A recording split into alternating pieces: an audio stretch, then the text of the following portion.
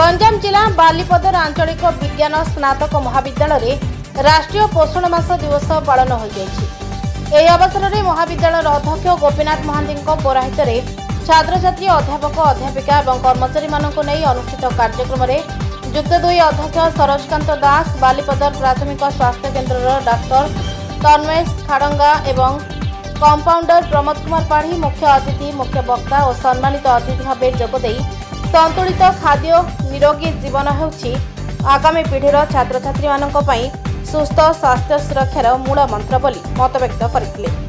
उक्त कार्यक्रम में महाविद्यालय एनएसएस और वाईआरसी विभाग अधिकारी मिनती आचार्य परिचालन करथिबा बेले इतिहास विभाग वरिष्ठ अध्यापक अम्य कुमार स्वाई अर्थनीति विभाग मुख्य तथा पूर्वतन एनएसएस अधिकारी डॉक्टर ए जितेश राव द्वारा भक्तलता महापात्र सलीला नायक प्रमीला बेहेरा ए शिवानी देवी आचार्य समेत समस्त कर्मचारी उपस्थित थे। Bureau report JMD news.